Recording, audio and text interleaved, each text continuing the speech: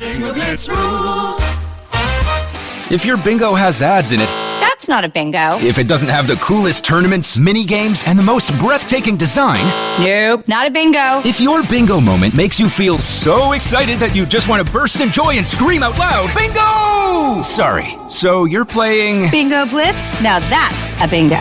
Discover a world of excitement with Bingo Blitz, the #1 free bingo game. Download Bingo Blitz and play for free. Now that's a bingo.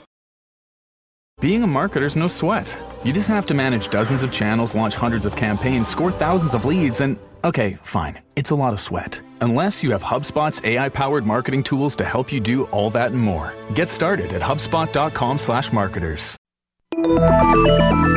With something like 5 million podcasts, finding a really good one can take a ton of time. So let me recommend one. It's called Something You Should Know. I'm the host, Mike Carruthers, and in each episode, we discuss topics that can be really helpful, like how to read people better, the psychology of crowds, or fun things like the story of Legos, or why you probably wouldn't be here if it weren't for horses. Something You Should Know is the name of it, wherever you get your podcasts.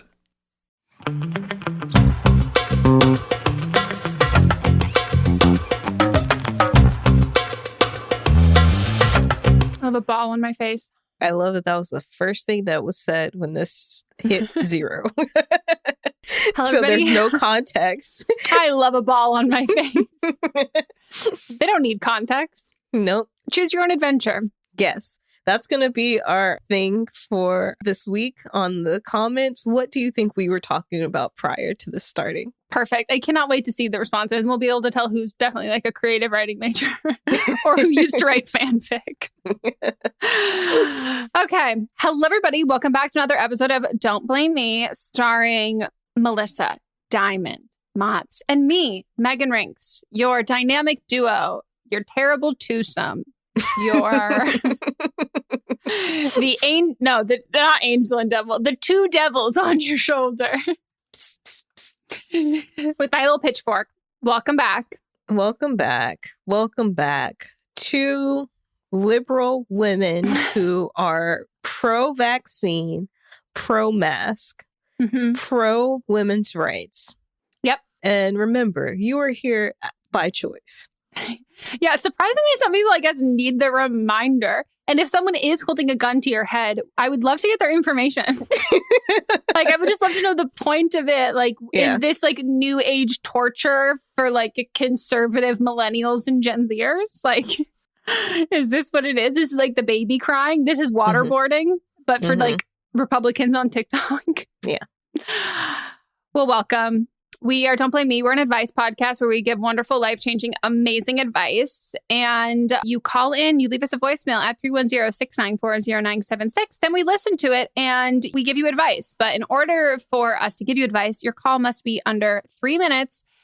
And the same thing goes with voice memos. If you don't want to call into the number or international, it's a Google Voice number, so that won't work, then send us just a voice recording, a voice memo to our email, meghanpod@gmail.com. We ask that you write down what you're going to say before you record the voicemail, just so you have all the details. Let us know your age, your pronouns, as well as the people in the story of people that you're talking about. Keep it all anonymous, no names. And if you're going to use pseudonyms, please have them be full names. Don't number them. Don't letter them. If you're younger than 18, you have to have your parents' permission. If you're over 18, you don't have to have your parents' permission. Fuck them. And also vote.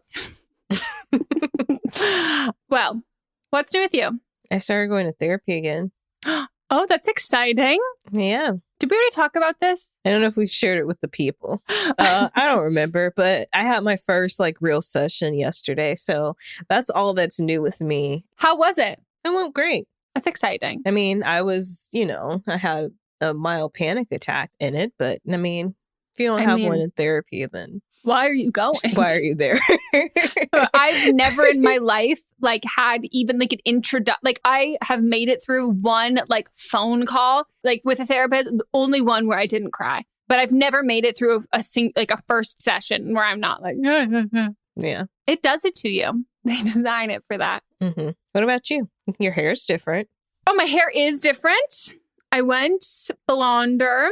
Very happy about it. Very cute. But did I say the last time that Mats and I watched Only Murders in the Building? No, I started watching an episode at nighttime. When I say nighttime, it was probably 3:00 in the morning. And I was like, this is the bad time to start watching this. And then I went to sleep. So it seemed interesting from the first 2 minutes that I watched. Everyone needs to watch it. I am obsessed. Like, it's so good. I knew I was going to love it. And I got recommended it so many times, but I wanted to wait till all the episodes are out. I am not good as a week to week kind of person. Oh, I didn't know it was a week to week type thing anyway. So yeah. I'm glad I stopped. A lot of the streaming shows, they will do that. And I think that's great, but I don't have the attention span or memory for that. Mm-hmm. So it's so good. We loved it. Like, I just think it's such a great, smart concept. If you've like heard on our other podcast, but am I wrong? My rants about, I've done them here too, but about like true crime, specifically the true crime like podcast community. It is literally like the premise of that. And I think that it does a good job of that nobody is the hero in this. Like, the true crime podcasters are not the hero. And then the police also isn't the hero. And like, everybody is kind of fucking up and everybody is failing. And then they're also succeeding. But half of that is also just kind of luck and circumstance. And I think it does a good job of not putting either one of those highly problematic things on a pedestal. So it's so good. But because we finished that and we needed a new show to watch, Mats agreed to watch Gilmore Girls with me. I saw that. I am so excited. He told me before that he was like, I'll watch it if you have like a major surgery, because he knew it was long. But then we started watching it and like, he didn't know how long, 7 seasons, like 22 to 25 episodes a season. It's a hefty show. Yeah, 1 episode's real hefty. He is liking it, and it's just been so nice. Like, I just love it. And for any Gilmore Girls fans out there, of course, his favorite characters are Luke and Richard. And I'm just like, okay, but it's exciting. Well, I'm glad that he's doing this, because last year, actually around this time, he told me, next time I watch Gilmore Girls, and you have to watch it with me. And guess what? Now you don't have to watch it. See, there you go. And it feels like Mats did it like early in anticipation, because I have my endometriosis surgery scheduled for a little less than a month from now. Mm-hmm. And so we will be in the thick of Gilmore Girls at that time. And I'm like, I wonder if he like thought that through, that like it wouldn't be like a brand new starting of it. Like, it would be something to look forward to because we'd already started it. So we will see. Well, I'm glad you have him. Me too. I like him a lot. I keep seeing all these TikToks of people just talking about like how incompetent their partners are. And I'm just like, can't relate. No, cannot relate. Get you a man who like goes to therapy. Like, you can't be dating these untherapized men. Like, no. Especially if you're a person who's been to therapy. Because you know what happens? You become their therapist. Mm-hmm. Okay. Well, anything else? That's it. But we have an all international call episode. Wow. Welcome to our international episode. Yes. Our foreign friend episode. Mm-hmm. Wow. This is very exciting. But before we get into our calls, we do have an update for you all. And they explain what episode they're originally from, and everything. Just a little disclaimer before we get into it. We don't know how it's going to sound for all of you, but if it sounds like maybe Melissa or I or any of us on the call seem a little like distance, not caring. It's not that. We had so many like technical issues with like the lagging. So like, we would say something and we would have to wait like a minute and a half before they could hear it. And then they would talk and we were speaking over each other. But we have like separate audios recorded. So edited together, it will be cohesive and clear for you. But if you notice, but if you notice our tone seems, disinterested or just really out of it, that is not us. It's technology. It is. Okay.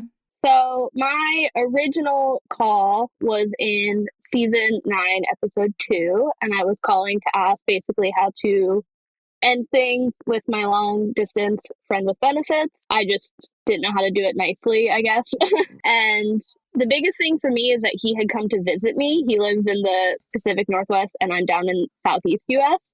So he made like a week-long trip around my schedule, spent a whole bunch of money to come see me. And like, I had kind of had like feelings like develop before that, because after we had left being in person together, I think it was one of those like, well, we're not actually going to date, so I don't have to like worry about it. So it was a lot more fun and like easier to get attached to like someone that wasn't like really there. And then he came down here and I confirmed that I did not want to date him, which I knew the whole time we were together. And I've always been very communicative with him about that and like making sure we were both on the same page. But I knew that he liked me a lot more than I liked him. And especially after he came out to visit me, I just felt like bad. So what ended up happening was it kind of happened in two phases. All of your guys' advice was like exactly what I needed to hear, but I was like still kind of not ready to like fully cut things off yet as much as I wanted to. So I like took it in two phases. And the first time I did FaceTime him. I did call him. I did it over the phone. And I was just like, hey, like just checking in with how we both are. And like, I basically was just like, I don't really have like feelings for you anymore. And he was like, oh yeah, no, totally. Like, we're not going to see each other for like, who knows how long. Like, totally, absolutely. And I was like, oh, okay, great. That went very well. So yeah, he did not take any of that in, didn't absorb any of it, and continued to just keep talking to me and keep texting me the like exact same way he had been. It was really reaching a point where I was like, I have to say something, because like I'm going to say something really mean if I don't say something soon. And something that you guys have said, I don't know if you said it to my call specifically, but you've said it in like other episodes, is like sending like one text that like the other person doesn't have to reply to.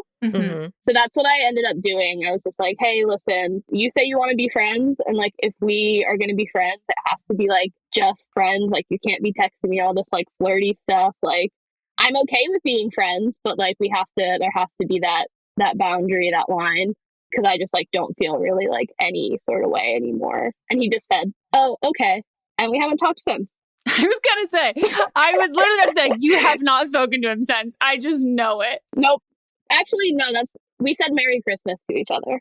Okay. And that's it. That's the same thing as not speaking. Like Yeah. that's still flirty. If you text me Merry Christmas and like we've previously had a thing, like I know what this is. You know, when you are like someone of the genitalia that I am attracted to, and like we've had a thing at some point or other, if you text Merry Christmas, that's flirty. Right?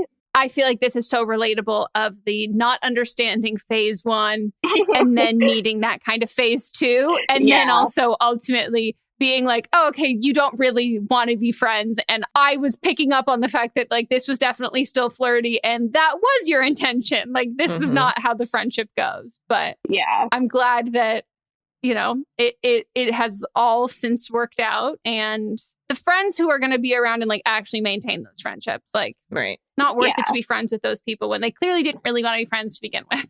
Yeah. Well, and like the thing is, I didn't want to be friends to begin with, because like I'm not even going to lie to you guys. This was one of those like I couldn't fuck him, so I fucked his best friend. He was the best friend. Yeah. Like it was like for the bit. But overall, do what you know you need to do is what I learned from it. And you just gotta rip the Band-Aid off, and you can't try to coddle them because it's just gonna make you more mad. Yeah. And they're not that bright, so coddling them doesn't usually work. No. No, they're like, oh, they still want me. They're just not sure right now, but they'll be sure in 2 weeks. Exactly. Well, thank you for giving us the update, and we're glad that you're feeling better. And yeah, hope you have a great rest of your day. Yeah. Yeah, thanks for the advice. Of course, we're here for. And that was the call. We hope it went well. We have no idea.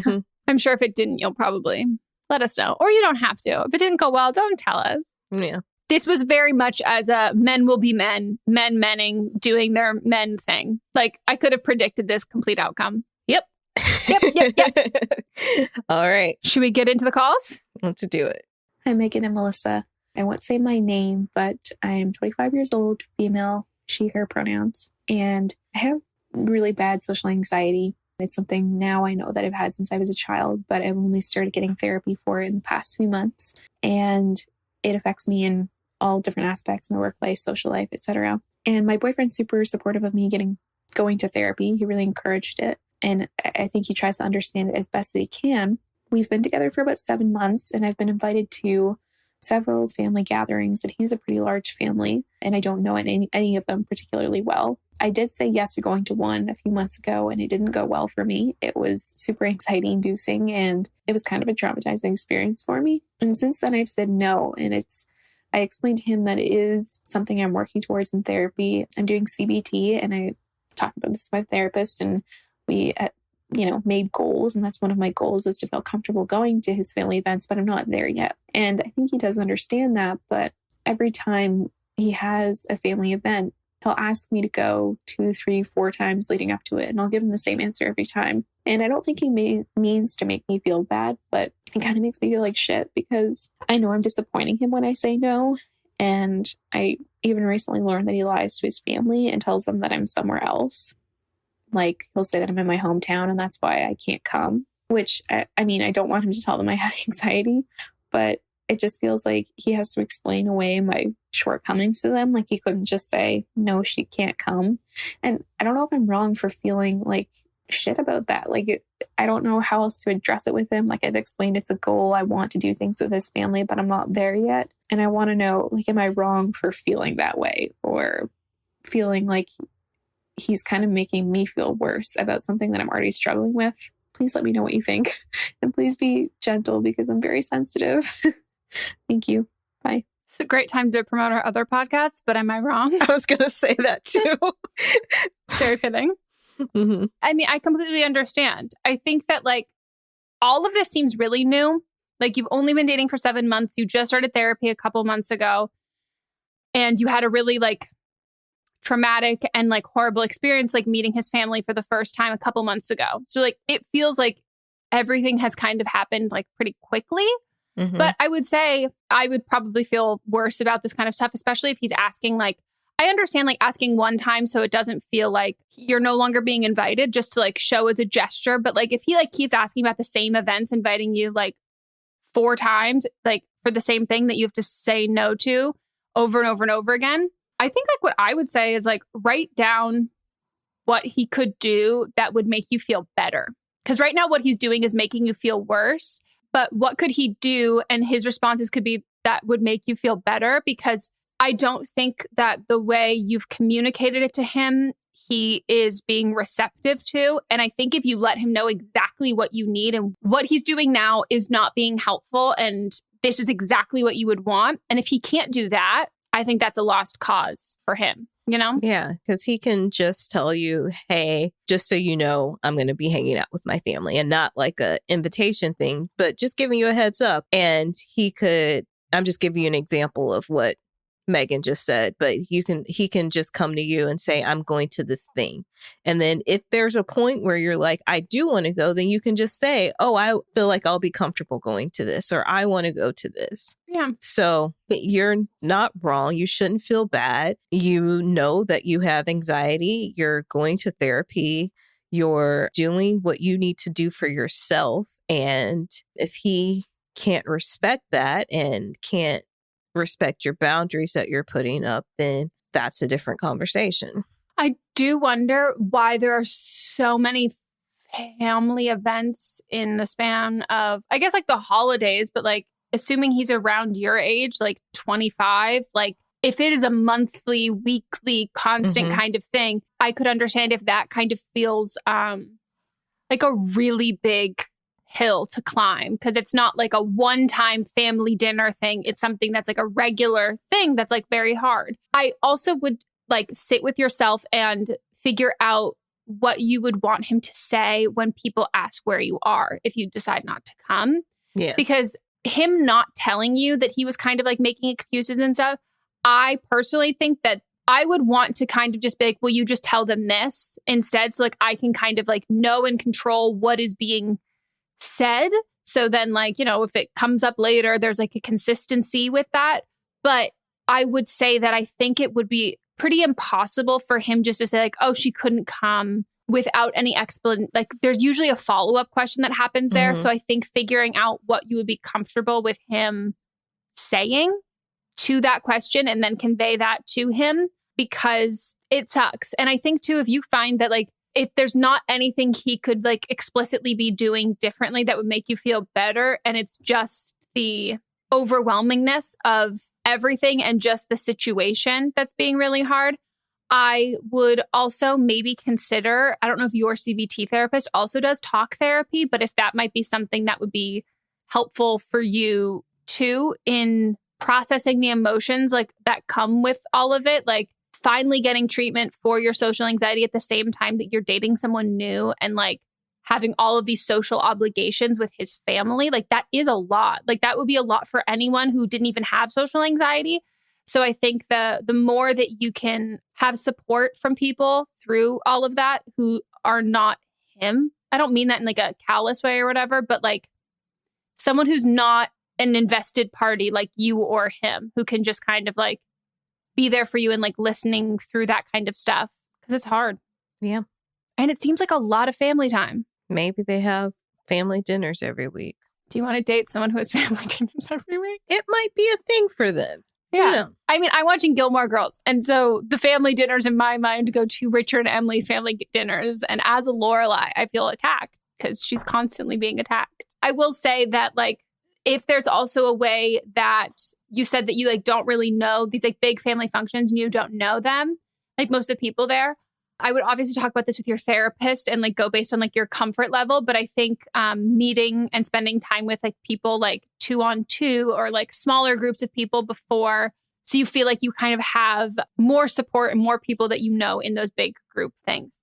Mm-hmm. And also, maybe we deter his family from having large group events. That too. You know? That too. Doing my best to not constantly bring that up on our podcast. I know. Let's go to the next call. Hi, guys. I'm going to be talking about my most recent breakup. I am a she, her female, Sag, 23 years old, and my ex is a 20-year-old he, him guy, Libra.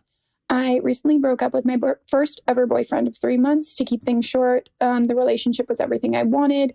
I've previously dealt with people who are mainly emotionally unavailable hookup type guys, and I am really relationship focused. I've worked a lot on my communication. I have anxious attachment. So this was a big deal for me. And he was a relationship person. He was a gentleman and was reassuring. He wanted to be with me and he wanted me to be around all the time. We were kind of long distance, though, as he lived an hour away and would come to the city to either see me or go to work. He told me early on that his mom had a terminal illness, and during our time together, she went to hospice, sadly, and then passed away. This prevented me from seeing him as much, and he let me know that this was going to be the situation because he wanted to spend time with her. I was totally supportive of this and told him to please prioritize her, and we would work on ourselves, later. However, as time went on, we became distant as we were only seeing each other once a week. We weren't really like having fulfilling time together. And when I told him I was feeling unfulfilled, he said that he had become emotionally unavailable and he kind of felt the same way due to his situation, but he cared about me and didn't want to give up on things. He just needed time and patience. I said that would be fine, but I required more communication as we were only seeing each other once a week and we were only communicating over text, basically, to which he said, "I'm not good at texting, but I'll try my best." I broke up with him a few weeks later and immediately regretted it because it was devastating for me to do. I did not want to break up with him. I was just so sick of pushing my boundaries for him. And he ghosted me and only said something 5 days later after I'd posted a picture of myself on Halloween. And he said this big blurb about like he didn't know what to say, but he wished things were different. We hooked up twice after that and talked a lot about our relationship. Note, I had discovered he had gotten back on Hinge 2 days after I'd broken up with him. And when I brought it up, he said he needed someone to talk to and was mad at that time. And he shouldn't have to explain why he was mad. After we had talked a little bit more, he said this wasn't the right time, but I was for us to be together because of we didn't have enough time to spend together, basically. But he said I was so special. I was the reason he liked sex now and a bunch of other stuff. Later, I got Hinge back. And when he discovered this, he got so cold via text. And he said he saw me. He didn't like me back and on the app and wanted to block me. I told him this was extremely immature. He didn't understand and eventually apologized. I was basically just like, why would you tell me that? And he said, I didn't think you'd take it like that. Recently, I had asked him if he would ever want to hang out not in my bedroom and maybe get a drink, to which he replied, yeah, I'd be open to that, maybe. At this point, I'm mad I let myself get taken advantage of by a person who is both clearly hurt by their situation and also just very immature about their emotions. What do you guys think of this situation, and how do I get over the urge to yell at him over text all the time? For reference, I text him and he'll respond, but he doesn't reach out to me. Also, early on in our relationship, I told one of my friends I felt like we'd break up and get back together, so I feel like I predicted this. Love you guys. Let me know what you think. Bye.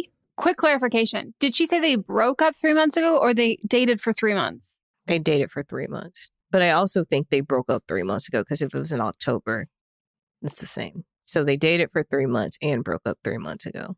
Okay. I would like to dispute that this guy is wildly different than the people you have been interested in prior. You say you usually are into and go after emotionally unavailable guys, and he is emotionally unavailable. Yes. I mean, he just went through a very traumatic experience with losing his mother, but it seemed like he was emotionally available before that even happened. I mean, if she went into hospice, that meant she'd probably been going through something for a while anyway, but it's probably not the best time to be getting into a relationship when your mother is going into hospice. Yeah, I think that with this kind of thing, I understand we all have needs and all of our needs are valuable, but he can't meet your needs. Mm-hmm. And even if he says that he can, which he hasn't, he said he's not really great at texting, and he's saying that he'll try, and it hasn't worked. You're only the one texting him. And this is an opportunity when it's okay, this isn't going to work. And it is no knock to him at all, but he's trying to meet your needs and he's been unable to meet your needs. And the solution is not to settle for less or to fight for that or to try and get him to do what you need. It is just to walk away from the situation because it's not right. And I will also say that I think dating 3 months, that's pretty quick to get to know a person just in general. And when something this traumatic happens, really early on at the beginning stages of a relationship, you don't have much to hold on to. You know what I mean? You're just at that early stages of starting to date that it kind of really is make or break it. And it really entirely depends on the person who's grieving, how they grieve. And if their grieving is something that is independent and solo and kind of more reserved and pulled back, that is naturally the relationships in their life. I think he's probably pulling back from almost all of his relationships. But when you have such a fragile and brand new foundation, when you pull back, it's kind of just disappearing. Mm-hmm. You know, there's not much left there to tether you to that. And so I don't think the solution is yelling at him at all. I think both of you kind of knew when this started to happen that you were taking a chance and it might not have ended up in that way. And it's totally valid that this is not what you need or what you want. But I think you already asked for it. It didn't happen. And I think it's time to peace out. Yeah. You want someone that is emotionally available and able to be there and talk to you and give you support. He wants someone that he can have sex with. He said that. He said you were the one that made him like having sex. Yeah, I don't know what that means. I don't know what that means either. I don't really believe it either. I don't, yeah. And then also, he doesn't want to text you. He doesn't want to talk to you. He doesn't really want to hang out. He just wants to have sex with you and then gets mad because you're on Hinge, but he wouldn't have seen you on Hinge unless he was on Hinge too. Yeah. So he just needs to go find a fuck buddy to make him feel good while he's mourning his mother. Yeah, I fully agree. Neither one of your needs are being met. So why are you still in this relationship? Yeah. I also think that instead of actively seeking out relationship people versus hookup kind of people, I think, and you are onto this, but it is the emotional maturity kind of thing. Yes, ask people what they want and what they are looking for, but those things need to align. And I don't mean that in this. I think this is an extenuating circumstance, but I don't think that necessarily means that he would have been a really great relationship person for you, even if this death hadn't happened. But I think moving forward, when you go out and date people, listen when they say that they are a relationship person and they're looking for a relationship, and then see if that matches their emotional maturity and the actions that they are taking. Because sometimes people just say that kind of shit, and then we're taken aback when their actions are something completely different, and that really fucks with your head. Because you're like, oh, this is how someone who wants to be in a relationship treats me. And you're like, oh, no, it's not. So I'm sorry, this definitely sucks, but I cannot stress enough how much I do not think you should yell at him. Yes. Don't yell at him. Yeah. Last thing. Dating for 3 months and seeing each other once a week. Like, what would your perfect amount of time to like see someone be who lives an hour away? That lives an hour away? And we're just dating for 3 months? Yeah. Well, I mean, I feel like that would be typically since we're in LA, an hour. Are we talking like LA hour away or like an hour away that doesn't change with, yeah. So just like as if like there's no traffic, but it's hour away in miles. Okay. I think once a week is a lot for me, for somebody that's an hour away. I think every 2 weeks would be fine. Personally, that's a lot of time, and I don't have a lot of time. If they're closer, then I think once a week is fine. But if I like them, it's probably going to be more. Yeah. Because I'm definitely that kind of person. Like, I am hot or cold, all or nothing. So I would totally, if I'm like crazy about someone and we've just started dating, like I want to spend all of my time with them. But something that I recognize that in myself, that I would do that. I would hang out with someone like a ton, constantly, all of that. And it becomes all encompassing. And it's kind of like being on The Bachelor, where like it's hyper speeding a relationship that like it's kind of like a false sense of speeding it up when it really isn't. And I found once I stopped doing that, and like once I like had time between them and like was only seeing them like, you know, once a week, maybe twice a week, if that, but like closer by, that relationship, I was more confident in it. If I wanted to spend a lot more time with someone like constantly all of the time, and it felt like I was the one driving that usually wasn't because I really cared that much about them. It was because I felt like I was caring for the both of us. You know what I mean? So that's just something that I would keep in mind potentially moving forward, but do not yell at him. Okay, we're going to take a quick break and we'll be right back.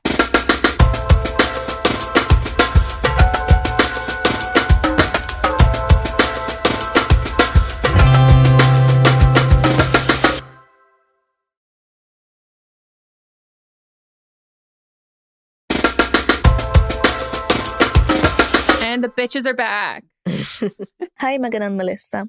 I'm 21 years old and use she, her pronouns. This call is about two situations, but they are related. I've been seeing this guy, 24, he, him, for about 3 months. It's nothing serious, but we have fun together and go on dates, not just hook up. He seems to be into me, like he's always interested in what I have to say, laughs at my jokes, and is very affectionate outside of sex.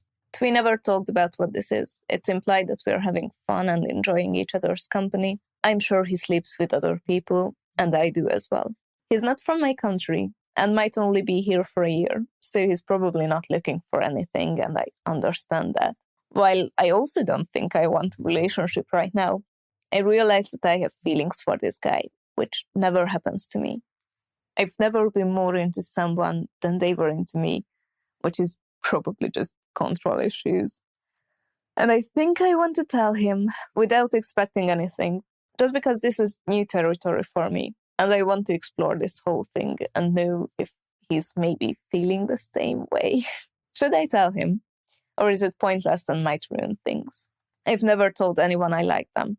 And I'm a little bit afraid this would change our relationship. But I also want to give it a chance. I think it might be good for me to be vulnerable with someone like that. The other thing is, I have this fuck buddy, 21, he, him. We used to hook up in the summer, and he expressed wanting to try being exclusive with me. And I always insisted that I'm not at that place in my life. We stopped the whole thing for a while because of his feelings, but restarted it about a month ago, agreeing that this is casual and he's okay with that. But my feelings for this other guy confuse me, and I think I want to stop having sex with other people at least for a while. I like having sex with him, but it just doesn't feel right anymore because I keep thinking about the other guy. How do I tell him that I want to break or maybe even end it eventually without making him feel bad? Because I was so adamant about never being monogamous with him, but willing to try for this new guy. We have talked about staying friends if this is over, but I still feel guilty. We are really close, and I'd hate to hurt him with this. So the two questions are, should I tell the guy I have feelings? And how do I tell the fuck buddy that I want to break? Thank you for your help. I love the podcast. Bye. That's the most beautiful accent. It's like Russian light. It's like Russian Italian light. Yeah. Like it's so sexy, and I feel like you can cook. Like, do you know what I mean? Like, it's just like, where are you from? Yeah, where are you from? I'm obsessed. This is like so fucking sweet. It's a good old fashioned love triangle. Just got a crush. I know.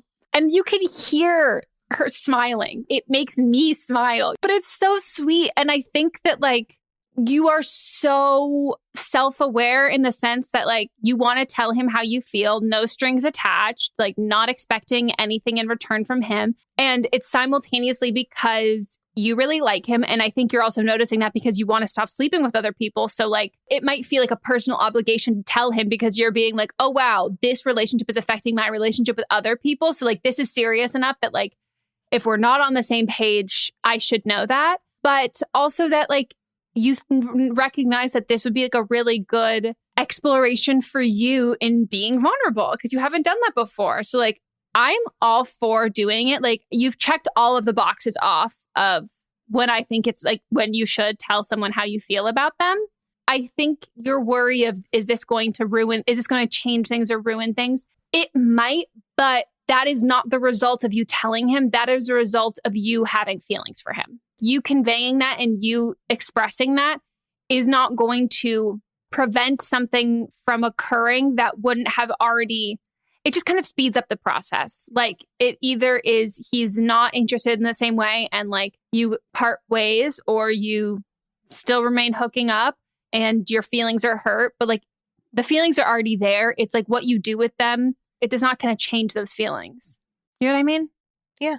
What do you think that she should do about the fuck buddy? Here's the thing. I think this might be controversial. I think that you should figure out where things are with the other guy and see how things land. If he wants to be in a relationship and doesn't want to sleep with other people, great. And then you worry about breaking up with the other dude. If your main guy doesn't want to be exclusive, I think you still keep the other one, there.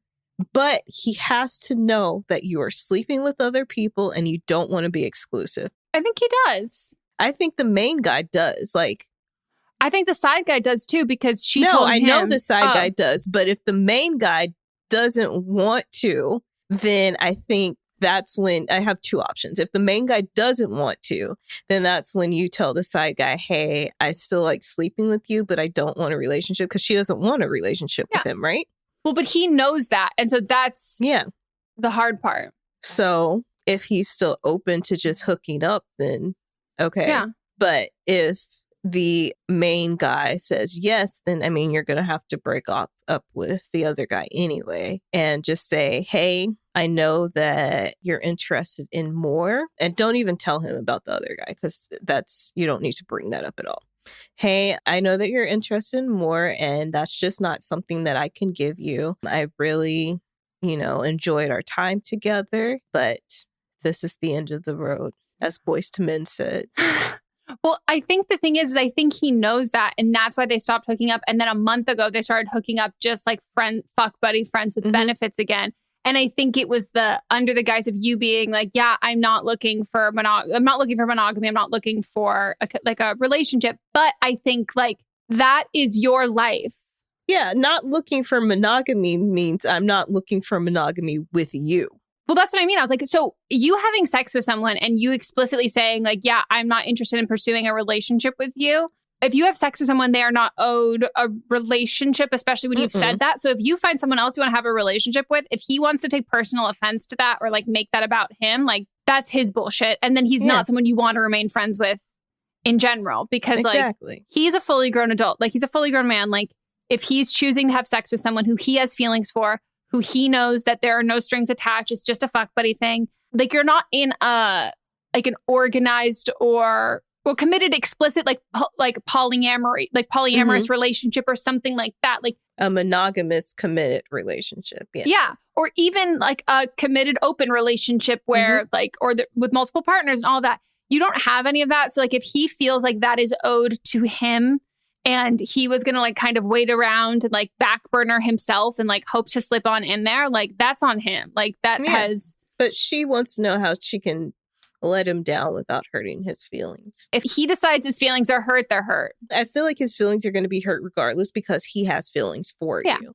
So they're going to be hurt, but there's nothing really you can do about that. So you just, let him down easy. Yeah. Like I've had a really great time like hooking up with you. This has been really fun. And I think one of two ways. Like, I just have like realized like I just don't think that like we're very compatible and this is not something I want to continue pursuing. But like I would love to maintain a friendship if that's something you want. Or you can like really go all out and be like, I've really enjoyed this. This has been fun. But I did actually end up meeting someone and we're going to try giving monogamy a shot and hope you find someone and like you're a great guy. And I will say, I personally would want to know.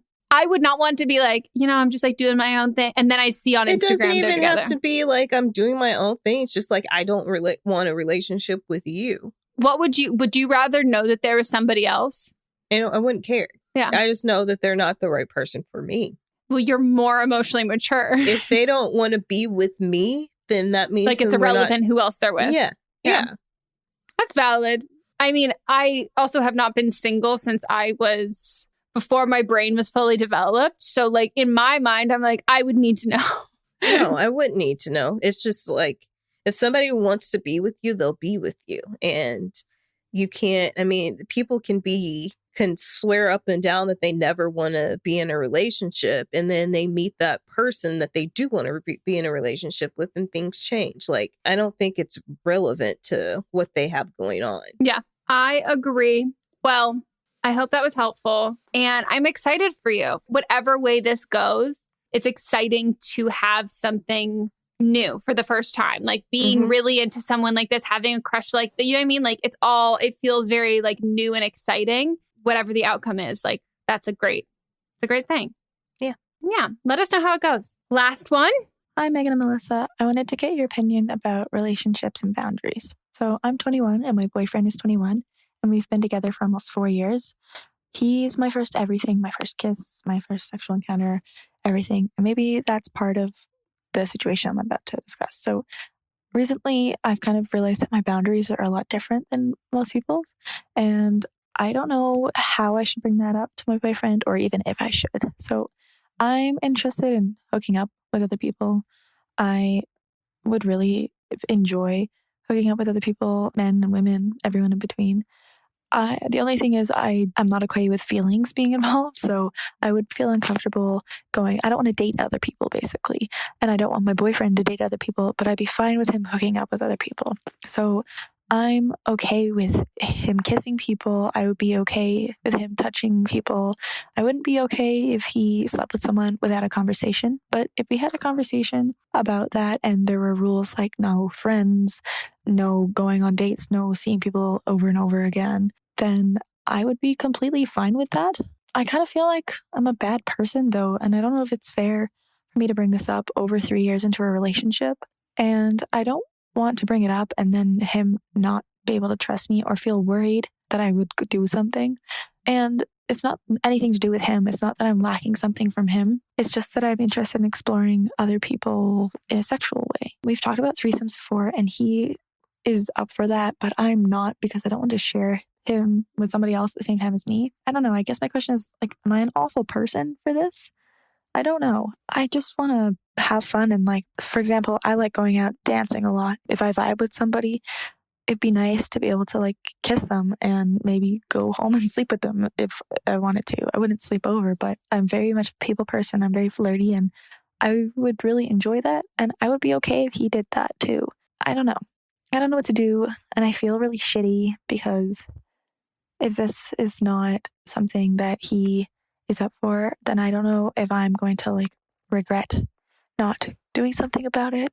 I don't know. And also he's very special to me. I feel very connected to him and I would not want to do anything to jeopardize him. I don't think it's not something that I would break up with him for. I don't know. I'm lost. Help would be great. Bye. I think that like once we got to like the end of like what you were saying was that like, well, you wouldn't break up with him over this, but also you don't know if this is something that you would always be wondering about. I think that like you probably, I don't know, I think I would do a little bit more like internal like reflection on your current relationship first of, is this something, if he's not interested in this, am I going to be okay? Are we going to break up? Am I going to be okay with that? Am I going to be okay with never exploring like doing a non-monogamous relationship? Yeah. And you also don't have to decide like immediately in that kind of thing. But I think if you are going to bring up ethical non-monogamy with your partner, you also need to know if it's a deal breaker for you or not, because I think that's really important to share with your partner. Mm-hmm. Because I think that will really, I don't want to say dictate their response at all, but like that is something that they deserve to know going into a conversation. And I think if you don't have that answer, I think I would give it a little bit more time thinking on it yourself. And if that answer changes, that's totally fine. But I think you should have an answer before you have that conversation, and then know that you can't really predict how it's going to go and you can't really steer it in one direction the same way that your comfortability and your feelings can change. So could his. Like he could say he's comfortable with like something and then isn't actually. But I don't know, maybe the way to do it is like just to test the waters, like watching a TV show where there's like a couple who's non-monogamous. I do think the fact that you've talked about having a threesome is like good. My only question is, and this is like more crowdsourcing for people who've been in ethical non-monogamous relationships, the rule of like no feelings attached. I kind of assume that you can minimize that risk, but that is still just kind of a risk that it might happen. Like there might end up being some feelings involved with a singular partner or something like that. But she's saying that she doesn't want them to be friends or like go on dates or anything. She just wants them to have sex. Yeah. It says no friends, no date, no repeating multiple people, and then no feelings. Yeah. So I think because it's just sex and there wouldn't be feelings, that's what she's, insinuating. It just has to be someone that they just hook up with one time. Yeah. I think that like, if you've been together for like this long, and if this is something that like you're really interested in, I think that someone being interested in ethical non-monogamy should not be a reason to if you don't end up doing it, it should not be a reason for your partner to no longer trust you. And I think that like, if you both decide that this is not something you're going to do and move forward on, I think that potential and idea there affects your relationship, and there's no way to communicate through that. I think that that's also probably a sign that maybe it's not it. Yeah. But also it's like, and I'm not trying to be ageist or anything, but you're 21, you've been dating for, at the top of the call, you said 3 years, the bottom you said 4 years. So in between 3 and 4 years, you've been together. So you've been together since you were teenagers. And so you're wanting to stay with him in an emotional relationship, but date other people with or not even date, just hook up with other people just for fun. So I would write down exactly what I want so that you can be clear and concise, because just by that call, you jumbled up a few things. So I don't think you're exactly sure on everything that you want right now. And go to him and say, hey, and is this a deal? If he says no, is it a deal breaker for you? Like, is this something that you want? You want to be with other people. And if he says no, then you need to be prepared for, you're still going to have these lasting feelings that you said you don't think there's anything missing in your relationship, but you do want to see what's it like to be with someone sexually. You don't want to share him. You want the freedom to be able to go have sex with other people. So if he says no, is that something that you're going to be comfortable with in the future? And if he says yes, then you have to, let's say he's like, yeah, I'm down for this, but I have my own rules too. So you have to also be open to the fact that just because you say that it can't be friends, what if he's like, well, I don't feel comfortable having sex with strangers. I need to know this person. That's exactly what I was going to say, that like your terms and conditions for this can be vastly different than his. Mm-hmm. And I think while you need to write what you want to do, you have to write what you would feel comfortable him doing, and then simultaneously write a list of things you would personally not feel comfortable doing and things you would not feel comfortable with him doing. And then he needs to do the same thing. And then you guys kind of come together in an agreement, and then making a plan for, are we going to do this for X amount of months and then check back in and see how we're both doing with all of that stuff. I mean, your sexuality and all that stuff should be a priority, but do you feel like your comfortability with him doing those things is riding on the fact that you want to do those things? Yeah. More or less that you're a jealous person because you don't want to share him with anyone. He also has to check in with you before he has sex with them. So how do you even, like, if it's someone he doesn't know, does he just like in that moment just walks away and then calls you and be like, hey, I want to hook up with this person? And then you're like, okay or no? I think you need to really think this completely through, maybe even read the book Ethical Slut and ask other people that are in non-monogamous relationships to get their thoughts, feelings, talk about how they talk to their partner about it. Just do your due diligence and your research before. Yeah, because it felt like, and that might have been like me not understanding fully, but it felt like the situation you were describing, how you would go out dancing and then you want to go home with the guy.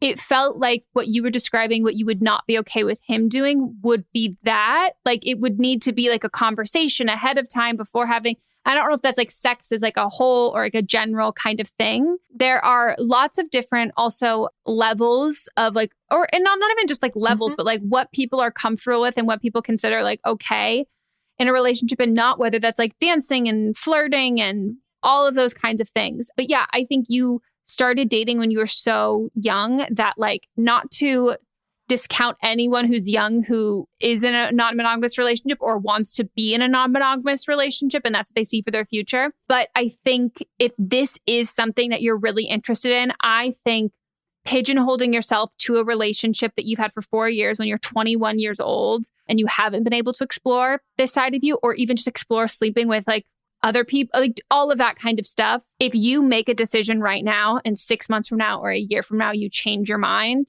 you're not like nailed down to that original decision that you make. Mm-hmm. And it could even be after your first encounter, you're like, okay, this is going to be different.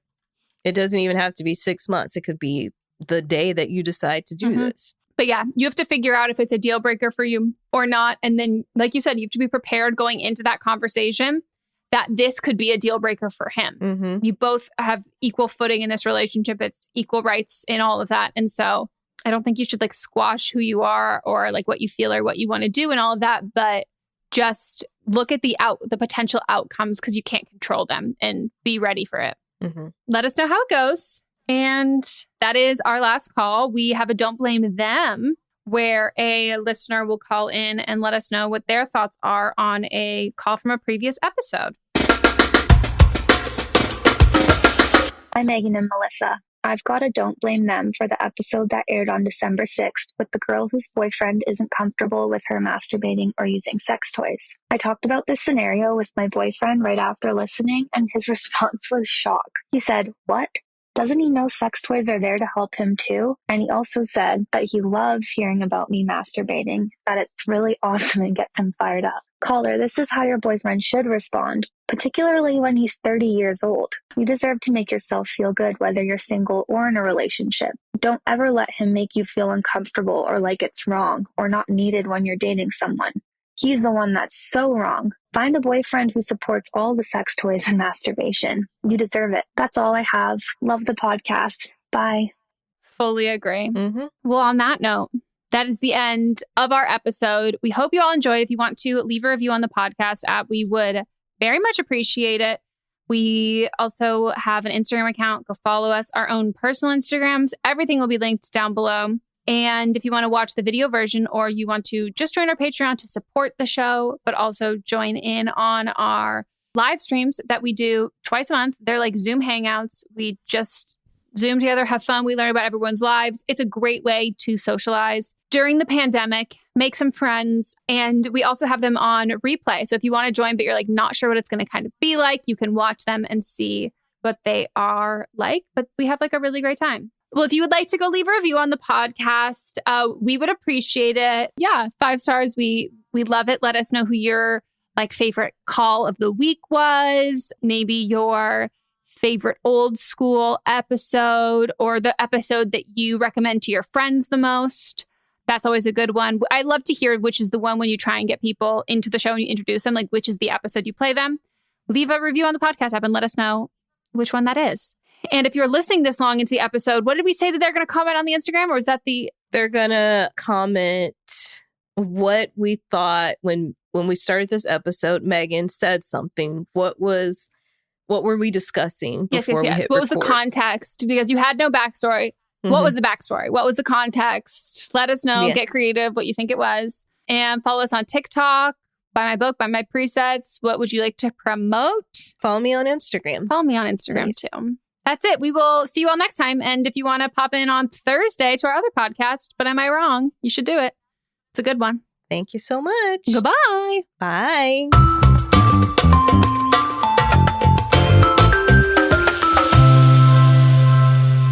Don't Blame Me is a production by me. Executive produced by Melissa DeMonts and Diamond Imprint Productions. Edited by Coco Lawrence. Post-production sound by Chris Henry. Production assistance by Melanie D. Watson. Music by Ryan Hunter and Giacomo Picasso. What's up, everyone? It's Noah Daniels. Hey, y'all. I'm JJ. Hey, guys. It's Kat. And we're your hosts of the Real Hauntings podcast, where we bring on guests who share their first-hand encounter ghost stories and supernatural experiences. Now on to the trailer.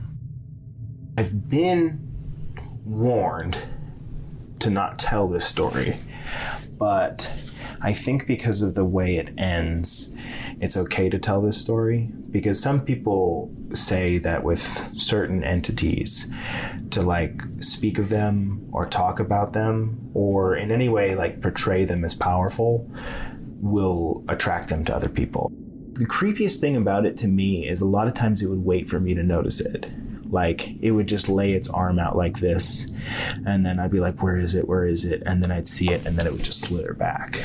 For more information on the Real Hauntings, Real Ghost Stories podcast, make sure you check out real.fm to learn more about our podcast and many other amazing podcasts. Hi, I'm Jennifer, a founder of the Go Kid Go network. At Go Kid Go, putting kids first is at the heart of every show that we produce. That's why we're so excited to introduce a brand new show to our network called The Search for the Silver Lining, a fantasy adventure series about a spirited young girl named Isla who time travels to the mythical land of Camelot. Look for The Search for the Silver Lining on Spotify, Apple, or wherever you get your podcasts. Do you love Disney? Do you love top 10 lists? Then you are going to love our hit podcast, Disney Countdown. I'm Megan, the Magical Millennial. And I'm the Dapper Danielle. On every episode of our fun and family-friendly show, we count down our top 10 lists of all things Disney. The parks, the movies, the music, the food, the lore. There is nothing we don't cover on our show. We are famous for rabbit holes, Disney-themed games, and fun facts you didn't know you needed. I had Danielle and Megan record some answers to seemingly meaningless questions. I asked Danielle what insect song is typically higher pitched in hotter temperatures and lower pitched in cooler temperatures. You got this. No, I didn't. Don't believe that. About a wish coming true? Well, I didn't either. Of course, I'm just a cicada. I'm crying. I'm so sorry, Jiminy. You win that one. So if you're looking for a healthy dose of Disney magic, check out Disney Countdown wherever you get your podcasts.